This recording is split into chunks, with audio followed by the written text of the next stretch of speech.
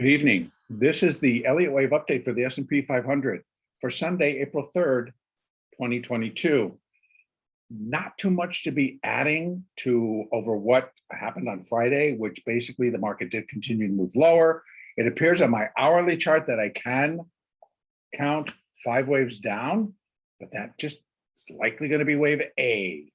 And as you remember, I have now moved the wave count to where wave A of intermediate 2 completed at the 46.31 high, and that we were looking for the B wave.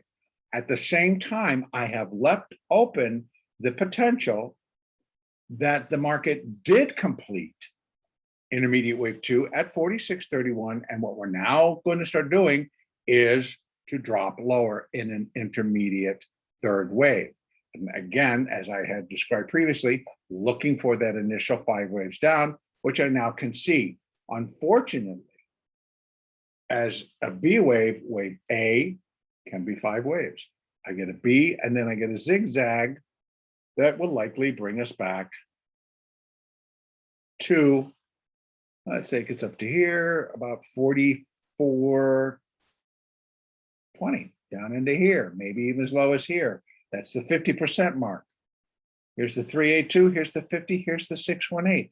This is the zone where a C wave to complete this little bit larger B wave would be expected to bring the market. Right now, if we're in the internal B wave, so wave B of B, then I'm thinking that we might get up to the 50, which is at 45.54, about 25 points from where we are. Maybe this is a little ABC, we get up there, and then we start to head lower again. So again, in terms of that bigger picture where this might be the beginning phases of the intermediate third wave, we still need to wait before we can confirm it. But what we don't need to do is to wait to enter a trade. If the wave count is basically showing us that we should ultimately end up down here, you might get cheaper prices as we start to rally. And if you do it in a defined risk manner, then you're not risking everything on one trade, because what you might be preparing for is this drop down in a B wave. If it turns into something bigger, you're still prepared for it to go further, if that's the case. So while we're still waiting for the definitive mark being that, yes, this completed the intermediate wave 2, we're in an intermediate third wave, has yet to be determined.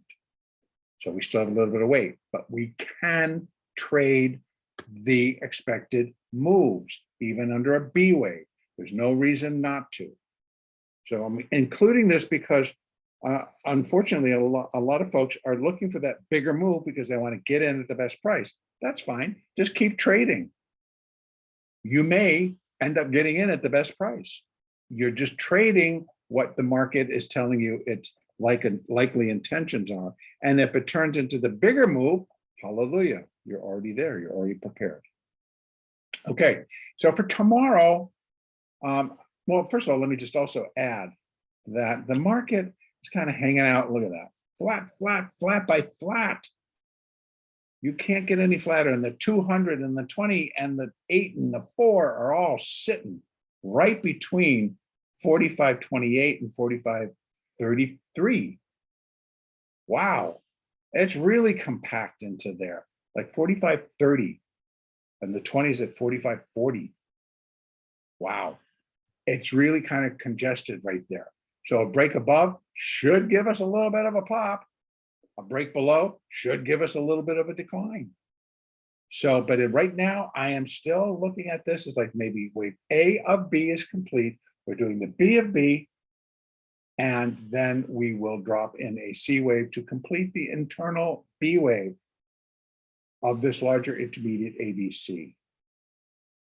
So A is up, B is down, C is up. I would hopefully that if it is a B wave, we get it down into here.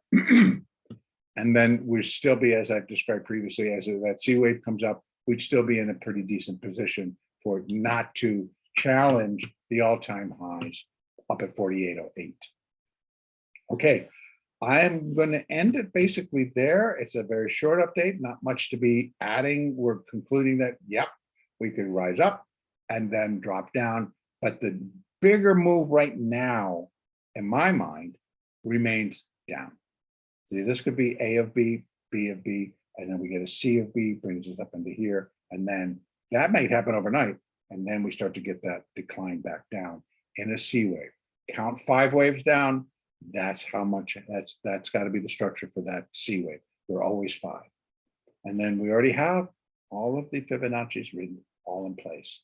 Okay, so trade smart, use the moving averages.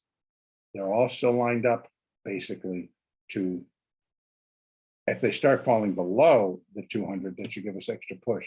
But the 200 is flat. It's providing the support right now. We'll see. Our next update will be on Monday, April the 4th.